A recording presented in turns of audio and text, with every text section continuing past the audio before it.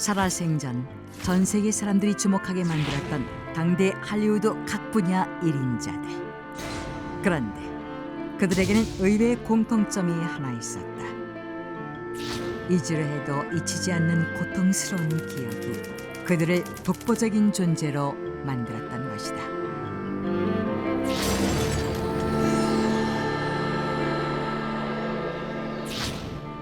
2011년 3월 23일 전 세계에 비보가 날아들었다. 만인의 연인으로 불리며 세계의 미녀로 추앙받아온 영화배우 엘리자베스 테일러가 79세의 나이로 생을 마감했다는 소식이었다. 1942년 단역으로 영화계에 발을 들이고 2년 뒤 샬롯 브론테의 소설을 영화화한 작품 제인 에어에서 주인공을 맡으며 그 존재를 알린 엘리자베스 테일러는 이후 내셔널 벨벳에서 또 한 번 주인공 역을 꿰차면서 당대 영화계를 주름잡던 비비안 리, 오드리 헵번, 그레이스 켈리 등 쟁쟁한 배우들과 어깨를 나란히 하는 대스타가 되었다. 사람들은 보랏빛 눈동자에 짙은 속눈썹, 날렵한 콧대에 또렷한 입술을 가진 그녀의 뛰어난 외모에 매료되었고 12살부터 시작된 그녀의 연기가 어린 나이답지 않게 너무나도 뛰어나 그녀에게 신이 주신 가장 완벽한 아름다움이라고 극찬했다. 그러나 그녀의 생각은 전혀 달랐다. 1963년 그녀가 한 말이 이슈가 되었는데 I'm not beautiful. My legs are too short. My chin is too long. My hands and feet are way too big. The most attractive part of all my body is my gray hair. And my gray hair only. 한 인터뷰에서 엘리자베스 테일러가 자신은 미인이 아니라고 말했던 것이다. 그렇다면 왜 모두가 아름답다고 여긴 외모를 유독 그녀 자신만은 받아들이지 못했을까? 그 배경에는 엘리자베스 테일러의 아픈 사연이 있었다. 1929년 미술상 아버지와 연극 단역 배우로 일하던 어머니 사이에서 태어난 엘리자베스 테일러는 부모님을 따라 영국 전역을 떠돌아다니며 생활했다. 그러던 중 제2차 세계대전이 발발했고 엘리자베스 테일러의 가족은 전쟁을 피해 미국으로 건너갔다. 그리고 얼마 후 엘리자베스 테일러는 우연히 칼럼니스트 헤더 호퍼의 눈에 띄어 기회를 갖게 된다. 헤더 호퍼가 영화 감독에게 엘리자베스 테일러를 추천한 것이다. 이에 엘리자베스 테일러의 어머니인 사라는 며칠 후 딸을 데리고 영화 촬영장을 찾았고 어리지만 빼어난 엘리자베스 테일러의 외모를 보고 호감을 가진 감독은 그 자리에서 그녀에게 역할을 주었다. Good. Yes. 또한 엘리자베스 테일러는 처음 하는 연기였지만 천부적인 자질을 선보였고 이를 지켜본 현장 스태프들은 감탄했다. 그러나 연극 배우 출신의 어머니는 딸의 연기를 보고 만족하지 않았고 그 누구보다 엄격했다. 그 후 엘리자베스 테일러는 어머니의 극성에 시달렸고 그녀가 12살이 되던 해에 주인공을 맡으며 본격적인 연기 활동을 하게 되었다. 그런데 그녀의 연기 활동이 시작되자 어머니는 딸의 사소한 행동 하나까지도 그냥 넘어가는 법이 없었다. 사사건건 연기의 모든 면을 지적하며 배우로서 완벽하게 보이도록 훈련했던 것이다.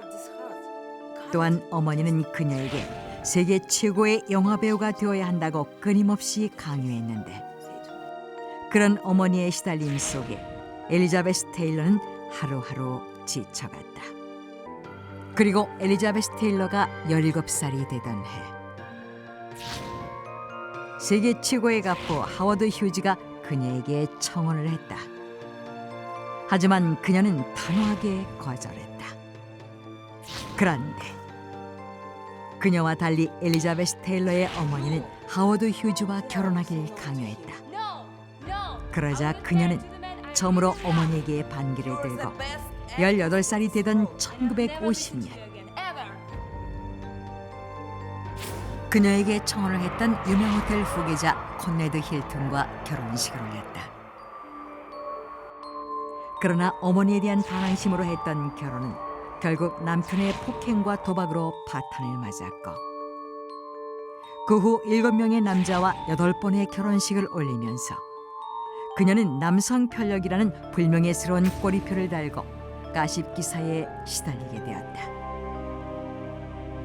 엘리자베스 테일러는 배우가 되길 원했지만 실패한 자신의 꿈을 딸에게 보상받으려 했던 어머니의 강압에 삶 자체가 흔들렸던 것이다. 그런데 이상하게도 그토록 몸서리쳤던 어머니의 혹독함은 무의식적으로 그녀에게 스며들어 있었다. 연기는 물론 외모까지도 전 세계 모두가 인정하는 완벽함을 갖추고 있었지만 정작 그녀는 어릴 적부터 어머니에게 혹독하게 시달려온 탓에 자신의 능력을 자각하지 못했던 것이다. 그래서 그녀는 배우로 활동하면서 완벽한 연기를 하기 위해 스스로를 더 올감했고, 외모 또한 더욱 완벽해지기 위해 성형수술도 감행했다. 그렇다면 이처럼 과거 잠재된 기억이 오랜 시간이 지난 후에도 무의식적으로 행동에 영향을 주는 현상을 어떻게 설명할 수 있을까? 트라우마. 심리학자들은 영구적인 정신장애를 남기는 충격을 가리켜 정신적 외상 트라우마라고 말한다. 예를 들어 말에서 떨어져 크게 다친 경험이 있는 사람이 그 일이 있은 후 말 근처에 가기도 꺼려하며 말을 싫어한다면 이에 해당하는 것이다. 또한 심리학적인 측면에서 볼 때 트라우마는 잠재된 기억이 유사한 상황을 되풀이시키면서 잊혔던 기억을 되살아나게 하는 현상을 일으키기도 한다고 하는데, 의외로 이런 트라우마가 성공의 열쇠로 작용한 경우도 있었다. 스릴러 영화라는 장르를 확립한 거장 알프레드 히치콕. 1922년 영화 넘버 13을 연출하며 영화계에 나온 히치콕은 현기증, 사이코, 새 등 순수 스릴러 영화를 제작했고, 비명과 피로 얼룩진 공포가 아닌 심리적 불안감을 잘 연출하는 감독으로 인정받아 히치콕 터치라는 용어를 낳기도 했다. 특히 히치콕 영화는 오해받은 주인공이 혐의를 풀어가는 과정을 철저한 심리 묘사로 전개하는 경우가 많아 영화를 보는 동안 사람들을 흥미진진하게 만들었는데, 뜻밖에도 이런 히치콕의 영화는 어린 시절 자신이 느낀 굴욕감에서 시작된 것이었다.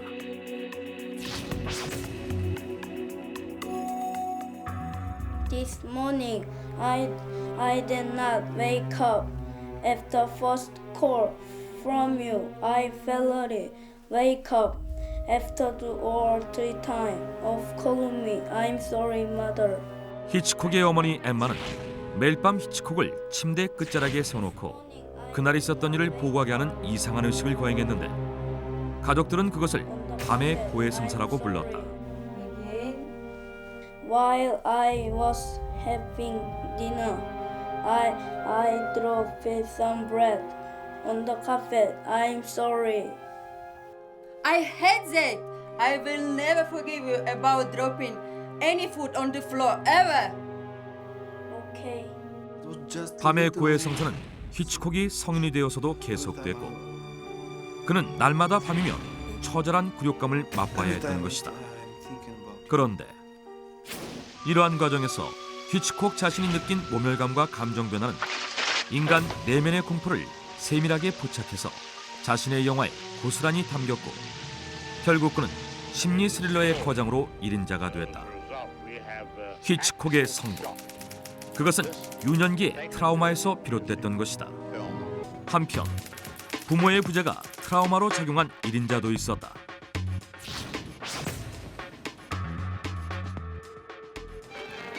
작고 구부정한 체구에 터벅터벅 걷는 걸음걸이.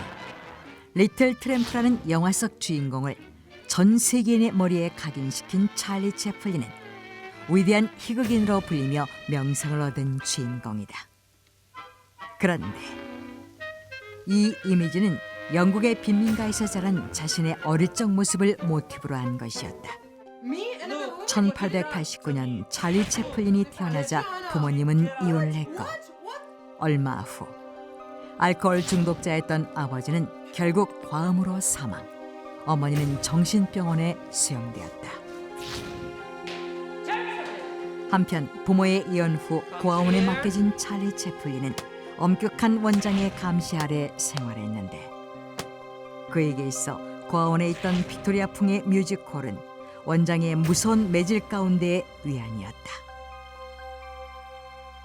그곳에서 찰리 채플린은 길에서 봤던 사람들을 떠올리고 자기가 그 사람이 되었다고 상상하며 슬픔을 떨쳤던 것이다. 이후 그의 상상은 실제 연기 연습으로 이어졌고 24살이 되던 1913년 결국 정식 연기자가 되어 리틀 트램프라는 역할로 데뷔하기 이른다. 당시 그의 인기는 하늘로 치솟아 이틀간 영국을 방문한 사이 7만 3천여 통의 팬레터를 받을 정도로 대단했다. 그러나 당시 영화계에서만큼은 찰리 채플린을 천대했다.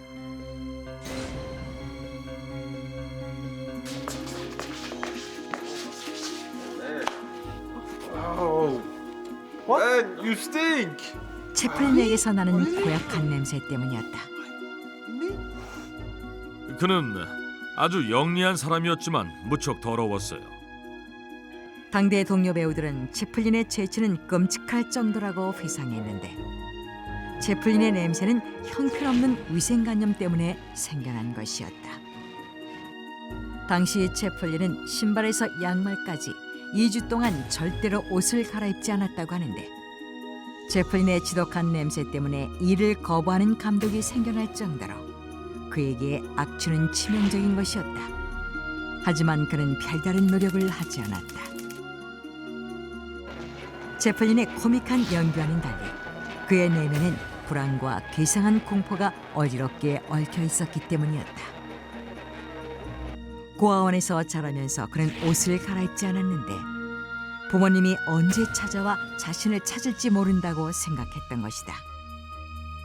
그래서 자신의 존재를 알리기 위해 그는 계속 한 벌의 옷만 고집했고 어린 시절 부모님이 찾아와 주길 바랐던 간절함이 성인이 되어서도 습관이 되어버린 것이었다. 이뿐만이 아니다. 채플린은 고무가 달린 카메라 지지대를 보고 촬영을 거부했는데